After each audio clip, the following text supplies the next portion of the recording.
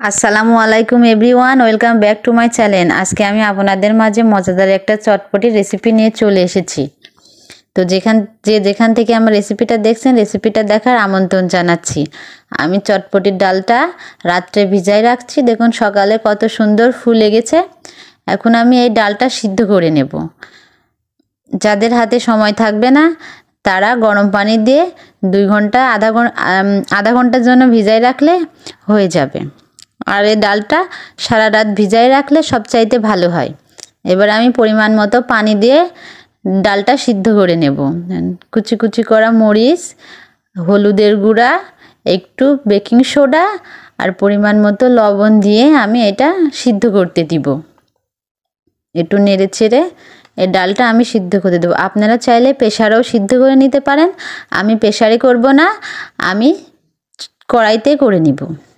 এদিকে আমি তেঁতুলটা ভিজাই নেব, তেঁতুলটার কাঠ বের করে নেব। এদিকে আমি হাফ কাপ তেঁতুল নিয়েছি, নিয়ে হালকা কুসুম গরম পানি দিয়ে কিছুক্ষণের জন্য ভিজাই রাখবো।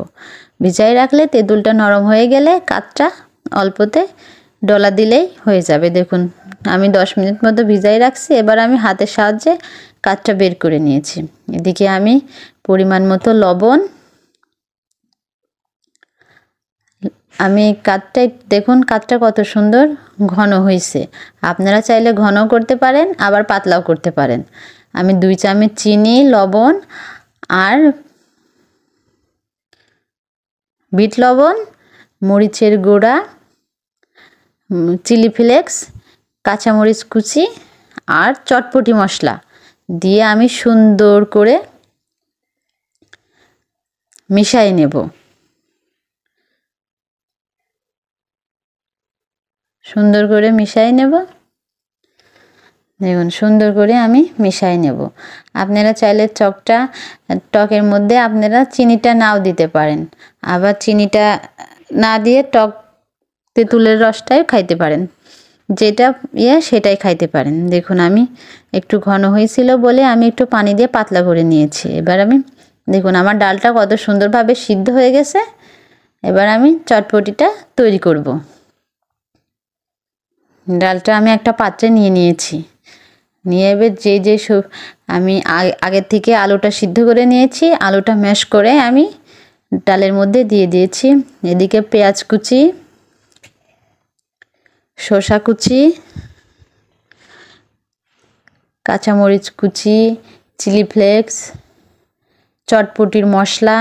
চটপটির মশলাটা কিন্তু দিতেই হবে।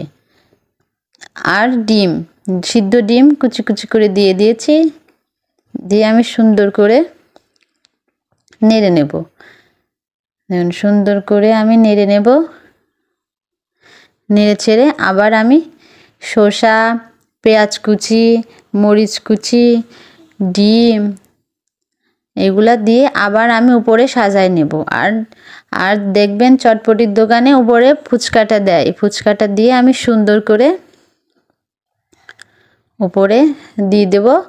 আর ধনেপাতা কুচিটা দিলে সুন্দর একটা ফ্লেভার আসে। আর উপর থেকে আমি দিয়ে দেব লেবুর রস, আর যেই আমরা তেঁতুলের রসটা তৈরি করেছি সেটা দিয়ে দেব। তেঁতুলের কাঠটা উপর থেকে দিয়ে দেব। এই তো আমার চটপটি তৈরি হয়ে গেছে। দেখুন দেখতে কত সুন্দর হয়েছে আর কত সুন্দর লোভনীয় হয়েছে।